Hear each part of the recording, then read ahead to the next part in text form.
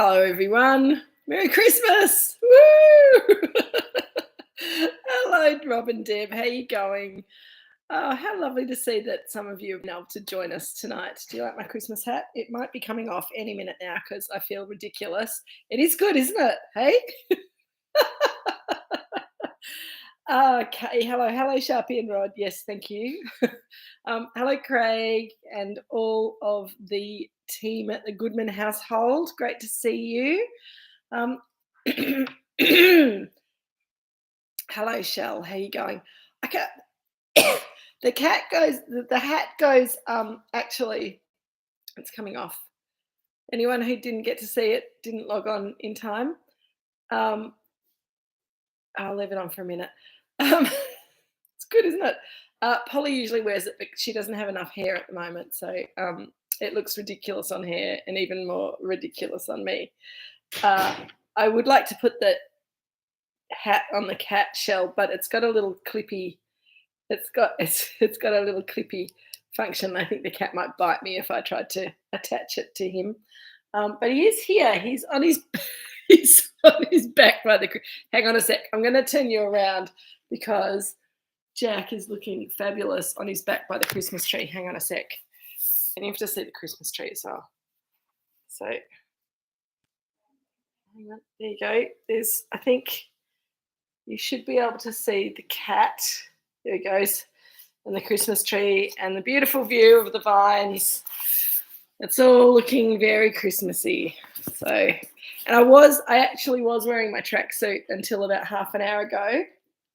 So that's proof. I've got the bottoms on, but you probably won't get to see them. He's a big boy. He's a big fat boy, and he loves lolling around. He's got quite the perfect life for a lazy cat. But yes, it's cold outside. The heating's come on here because it's so cold. So it's actually quite warm. Hello, Jeff and Sue. How you going? You've seen my ridiculous hat before. It is starting to die on me. Hello. Who else? Oh, hello, Sarah and all the tricks. Let me turn that jolly email feed off so that it doesn't bing at us all the way through, people trying to send us before Christmas. Hello, Sue and Daryl. How you going? All right, guys. I hope I've said hello to everyone. If I haven't, hello.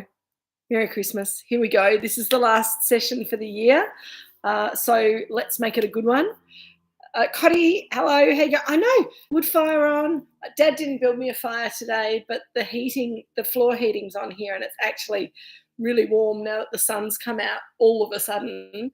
So luckily I had my party top on underneath, so all ready to party.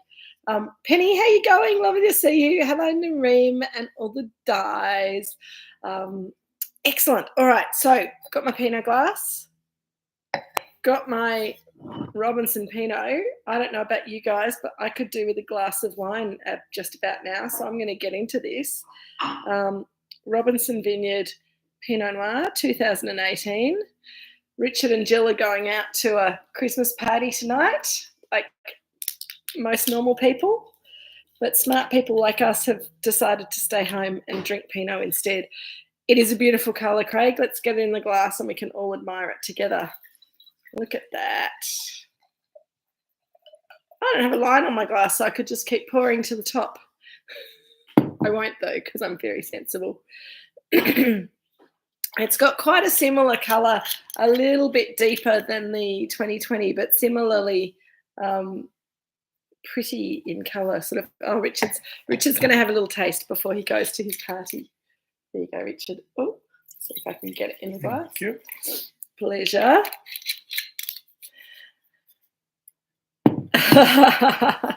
Penny, lovely to see you. Thank you for popping in. I'm sorry that you're a bit further away.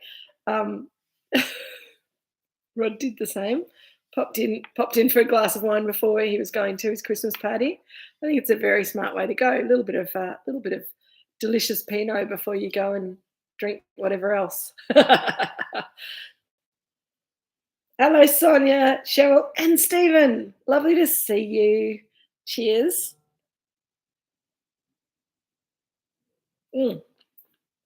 Sorry, I had to have a sip before I kept talking.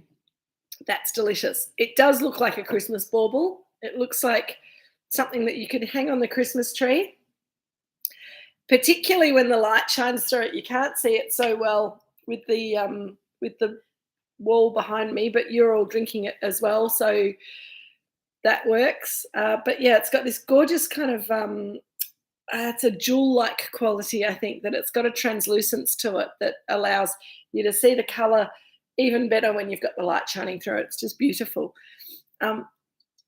I'm glad that Jean likes the duck necklace. So Linda has, I have worn this a few times before on and off, but this is a special, specially crafted duck necklace that Linda had made for, excuse me, still not quite back to normal.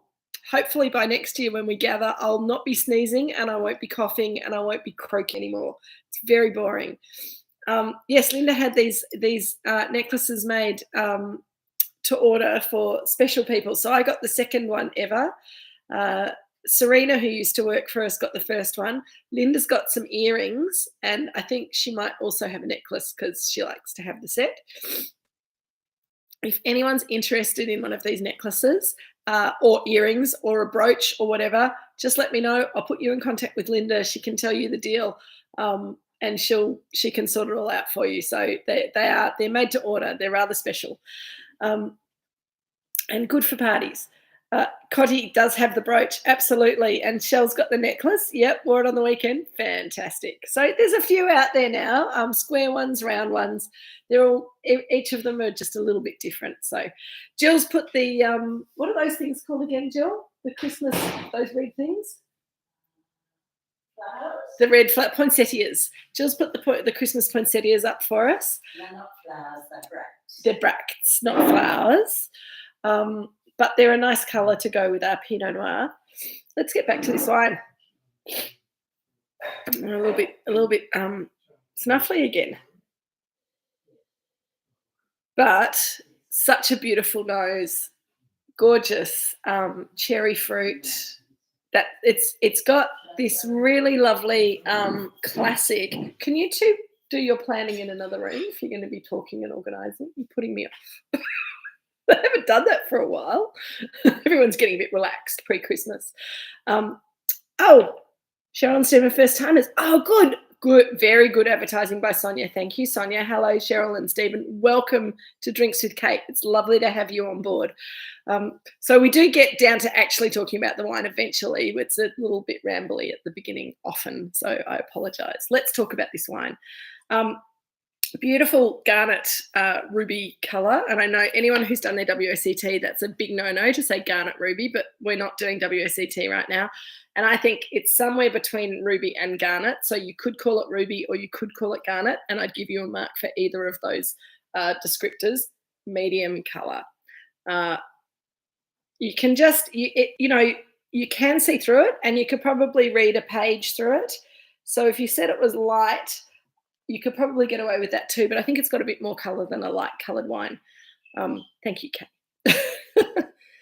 On the nose, it's, as we were saying, it's got this beautiful cherry fruit. It's red cherries. There's a little bit of juicy black cherries in there. It's got this little tiny floral kind of lift to it, more rose petals than violet, but it's quite pure on its cherry note. And then it's got this lovely kind of savoury, almost sort of forest floor character. So when we talk about the forest floor, I love it as a descriptor, and a lot of people say, what do you mean forest floor? And it's exactly that smell. When you walk through a forest, and usually at this time of year, it's all kind of dry and crunchy and smells like dried eucalyptus leaves. But on a year like this, where it's been raining a lot, or if you go, I guess forest floor as a descriptor was first of all coined in Europe. So if you go to Europe, you go to England and you walk through a forest that's usually kind of damp underfoot, and you've got mossy smells and wet earth smells and rotting leaf smells, but also sort of green growing things smells, a little mushroomy note as well. So that's what we mean by forest floor. I love it as a descriptor. The French version of the same thing is sous bois, which means under the woods. Sous bois sounds gorgeous, doesn't it? But it means exactly the same thing. And I'm getting quite a lot of that earthy kind of leaf mold, kind of slightly mushroomy note there in that wine. Shell is heating up leftover halloumi jalfrezi. How do you reckon it'll go with Indian spice and coriander? I reckon it could cope all right, Shell, as long as there's not too much chili. I think the other Indian spices will work pretty well with this. Will work with this wine. Kay, good on you. Kay's back with her with the records. We tasted this in July 2020 last, and we talked about Turkish Delight and a little bit of toffee apple, candy apple that Kay's finding again in the wine. So if you're getting that little bit of Turkish Delight, lifted kind of rose petal, rose water, pink Moroccan rose buds, if you've smelt those, you can buy them to make tea out of sometimes, and they make a beautiful tea that smells like a Turkish Delight. There's a little bit of that in this wine as well, but it is starting to get a little bit more savoury with that little bit of extra bottle age. Craig is asking what gives it that fresh rain smell rather than mushrooms and deep savoury smell. I think, Craig, it's the character of the Robinson Pinot. This wine always has a real purity to it and a freshness and a brightness to it. As it ages, it becomes a little more savoury, but doesn't get deeply savoury. It doesn't get deeply earthy. It doesn't get deeply mushroomy. It holds on to that freshness and that sort of that perfumed character, but the perfumes sort of become a little more savoury, a little bit more dried petals rather than fresh flowers, a little bit more dried fruit rather than fresh cherry fruit. And this wine is it's a 2018. It's not old. It's just starting to go on the journey of maturation and developing some tertiary characters. So we talk about primary, secondary, and tertiary characters, and the primary characters are the characters that come from the fruit. So they're the fruity, floral, spicy aromas that come from the actual grape variety from the fruit. Secondary characters come from the winemaking. So if you've aged the wine in oak or something like that, then you get those secondary characters. And tertiary characters are the characters that you get from aging the wine. And this wine is just starting to develop some of those tertiary characters. Jeremy's on board. Hello, Jeremy. Jeremy is saying the 2018's evolved so much. The structure sat back significantly. Yep. And the fruit florals have become more vibrant, perfumed. It looks better than it ever has. And yeah, when we first released it, the 2018 was quite a structured wine. It wasn't as expressive as it is now. It's just kind of, to my mind, it's kind of softened and opened up a little bit, which I think is really lovely. It does almost tingle your nose. Rob and Deb, how beautiful. Petrichor is a word that describes the smell of rain falling on hot earth or bitumen. It is a CSIRO term. I think it's certainly coined by an Australian scientist, I think, from the CSIRO. And I think that's a really great descriptor of the savouriness of this. And as Australians, and again, we haven't seen very much of it recently because we haven't had the really hot weather to dry the soil or the roads out and make them really hot before the rain falls on it. But we all know that smell from growing up in this country and from droughts and from those wonderful thunderstorms that you get at the end of a really hot spell. And when they come through and those big fat raindrops kind of plop on the ground, then this incredible smell comes up, and you get that on the nose of the wine. Sharpie and Rhoda pointing out Willow Creek does a lovely Chardonnay called Petrichor. They do, absolutely. I love that wine. I think Geraldine does a fantastic job with that.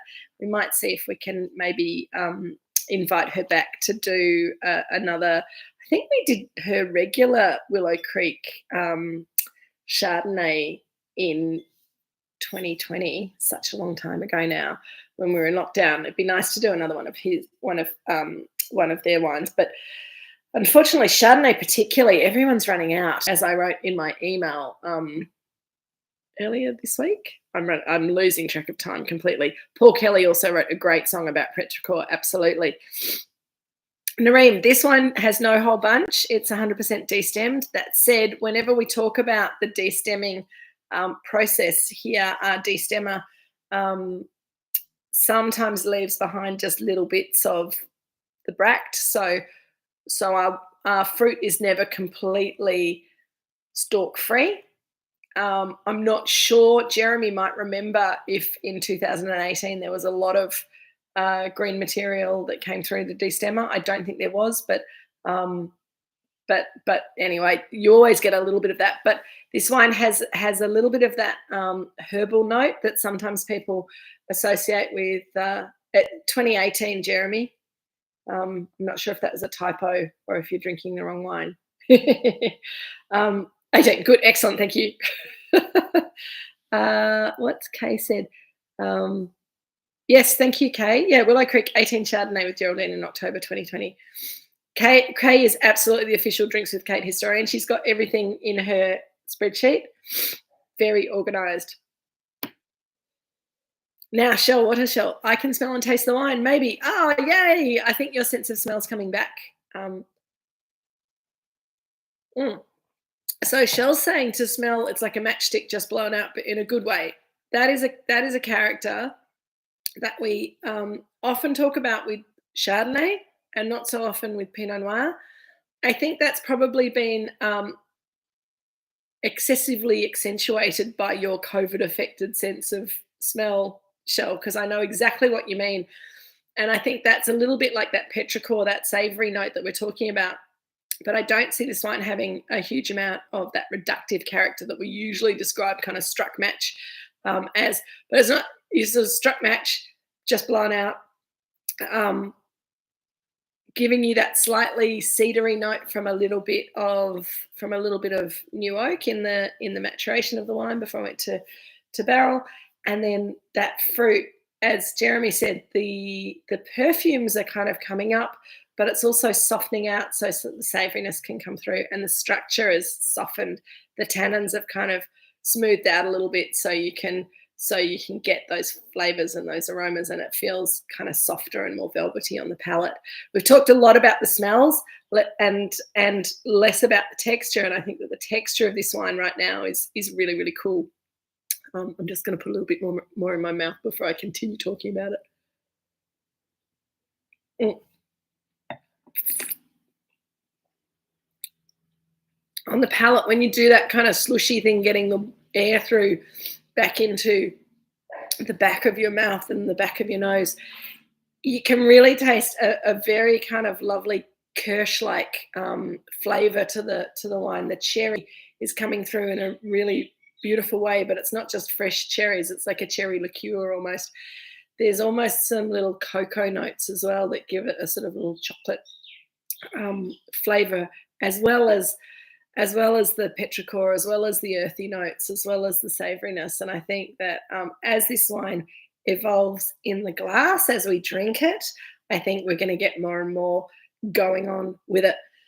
I hope that some of you have got some duck to eat with it, because I think that would be a lovely match, particularly if you've got sort of slightly Asian duck with a little bit of spicy plum sauce and some pancakes. That would be really delicious, because the sweet tanginess of the plum sauce and the savoury meatiness of the duck and that slight fattiness that you get from the duck skin when it's done well really works very, very well with this wine.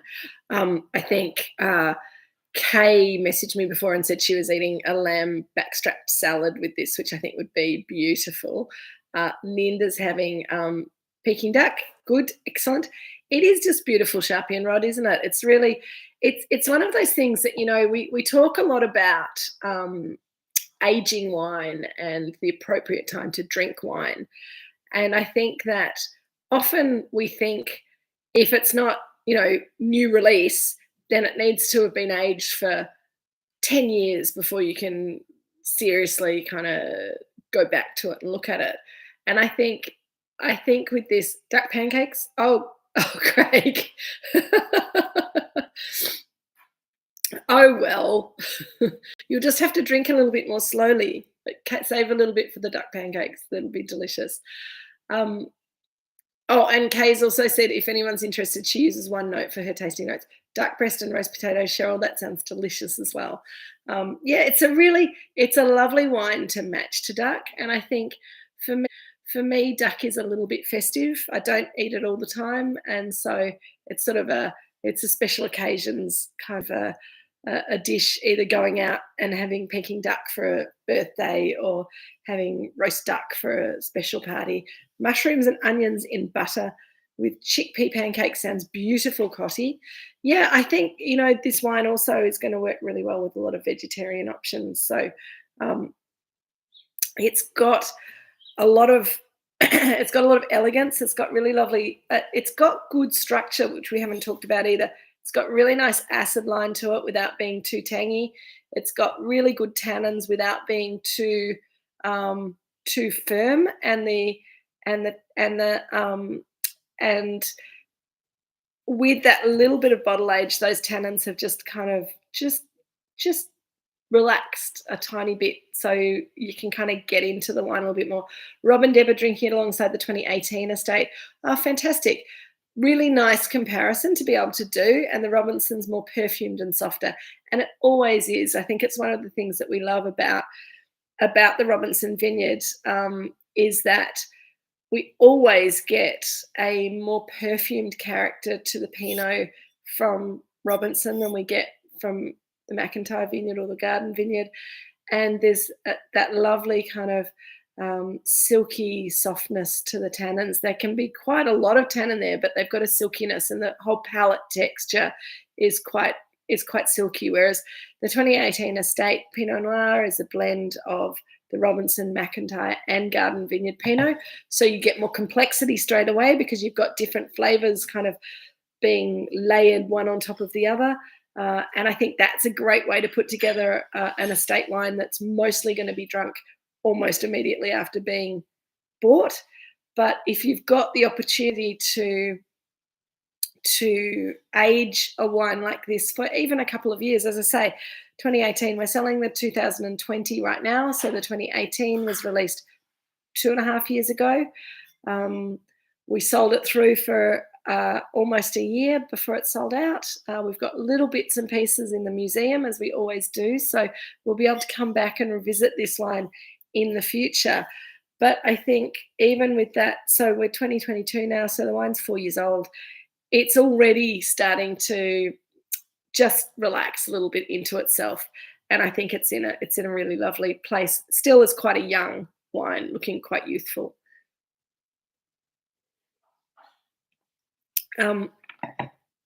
We talked a little bit last week about the magnums, and I thought it was probably a good opportunity to remind you guys that as Drinks with Kate participants, you also have access to wine club offers. So if you are not on the wine club mailing list and you'd like to be, and you'll know if you're on the wine club mailing list because you would have got an offer from me a couple of weeks ago for 2018 magnums.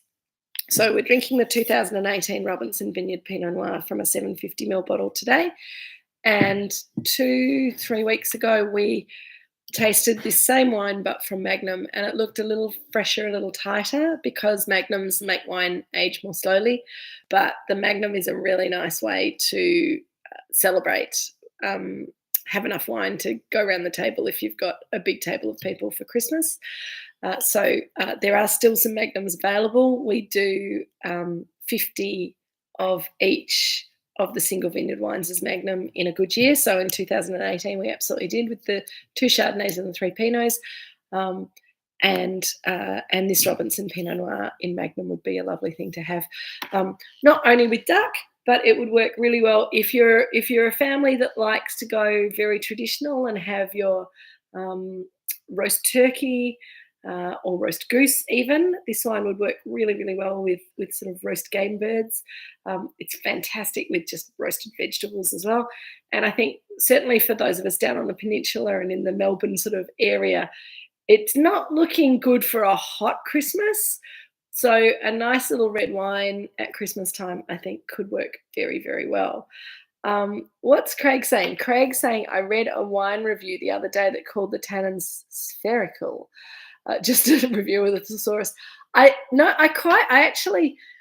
Sometimes reviewers get a little bit poetic with their language, and I think that what that reviewer was probably trying to describe was what I would call sort of silky. If the tannins a lot of people say sort of round tannins, which means that they're not sticking into the corners of your mouth, and they're not aggressive. Spherical is just a slightly fancier word for round. Jill's going to a party now. Say bye-bye to Jill, everyone. Goodbye. I'm not going to party. I'm going to a very serious wine taste. Jill and Richard are part of a group called Drink Australian Pinot Noir, and that's what they're doing tonight, as are we. So I think they should have just stayed home and drunk Australian Pinot Noir with us, but they've got to go and drink other things. Merry Christmas, Jill. Have fun. Hopefully Richard will also be going with her soon. The dogs are exhausted from all of this Christmas coming and going. Yeah, I know. Jill and Richard are the party animals of the family. Absolutely. So spherical, round, velvety, silky, smooth, all of those words kind of are talking about well integrated and harmonious tannins that don't stick out, I think. So, yeah, I think spherical is a nice word, but you don't need to use fancy words like that. But yeah, I think there are a lot of, it's interesting because when I was doing a little bit of wine writing when I was much younger, I used to think it was really important to think up very unusual descriptors for things that nobody had ever thought of before. And I think that there is a little bit of pressure on wine writers to write something excuse me, write something interesting and intriguing, and try to capture the individuality of a wine with a few words. So I think possibly I have a friend who is a wine writer on and off, who likes to describe Chardonnays that he really likes as having nashy pear-like characteristics, which I know exactly what he means. He's talking about them being sort of crisp and crunchy, but having that kind of sweet. It's not appley. It's a bit softer than apple, but it's not squishy like a yellow pear. But a nashy pear, it's crunchy and juicy and mouth-watering, but has a little bit more richness, but refreshing character as well. So I think you can get a bit carried away with descriptors, but I think also for those of you who've been through the Wine and Spirits Education Trust program, they do a lot of work trying to pare away their journalistic writing and the less precise descriptors of wine. There goes Richard, patting the cat, saying goodbye. He's off to his wine tasting as well. Did you have to take glasses, Richard? Yes. Oh, good. Excellent. Have fun. Bye. I'll lock up when I go. So, yes, I think he's locked up for me.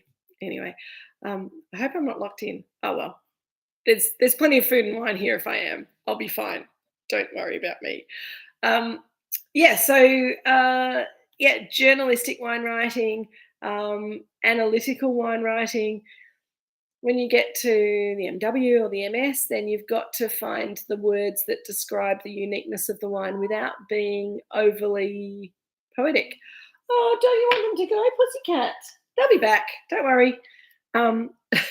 Okay, what's Kay saying? The cat doesn't usually meow, but because Jill and Richard went away last week, all the animals are a little insecure again. Kay had a Pinot Noir at a Christmas party on Sunday. Your review: it was destined for the field of no return and never to be drunk again. Not all wine is good in Australia. That's right. I know, Shell. It's so sad, isn't it? It's sad little pussycat waiting for... He'll come back, pussycat. It's okay. I think that might be the female. Shasha. Jack's the one who just kind of lolls around on his back with his stomach out. And she's going, lock in. Absolutely, Nareem. Everyone come to Moorooduc. We're having a party. Woo! Shappy and Rod, thank you. It is heavenly. It is a beautiful... So, Jeff and Sue, I think you did you forget to buy the pack this time around?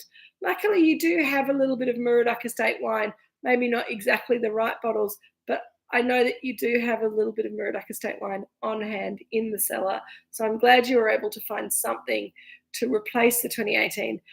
the 15 is actually drinking absolutely beautifully right now. So good substitute. Maybe I forgot to sell you the pack. Maybe that was the problem. I know, pussycat. Hello. Hello. Do you want to come and say hello to people? Come here. Come on.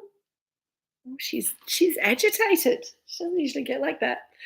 I'm a bit allergic to her. So anyway, she's going to come and say hello in a minute. I think there might be. Oh, here we go. Cat on table. Hey, pussycat. Pussycat, come and say hello. Oh, okay. Just mucking around at the other side of the table. Oh, it's Jack. It's not her at all. Hello, Jack. Yeah, that's the light. They've never been interested at all in this whole thing. And now all of a sudden he's like, oh, what are you doing? What's this round light doing here? What are these boxes doing here? I think they're a bit freaked out by Christmas. You drank it. Well, that's probably okay, Jeff. Hi, Jackie. How you going? I know it's pandemonium here again. But we have got to the 30-minute mark and we have said some relatively sensible things thus far. So I think we're doing okay. And I did take my ridiculous, for anyone who missed out on my ridiculous Christmas hat. It's gone, but it's quite spiffy, isn't it? So gang, this is it for this year. Who could believe that 2022 could swing by quite so quickly?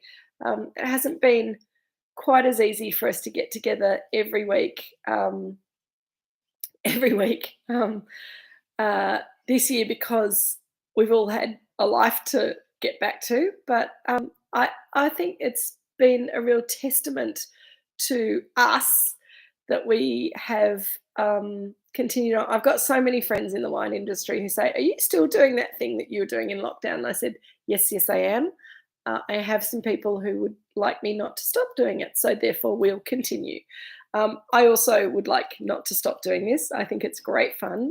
I love getting together with you guys on a Thursday. And I totally understand when sometimes you can't come. Thank you, Joan. Merry Christmas and a Happy New Year to you as well. Craig, a few of your tasters from the night have come back saying we didn't realise how good wine was until we tasted other wine. What was that URL again? Good, excellent. Well, Craig, feel free to invite them to come back and join us with Drinks with Kate next year.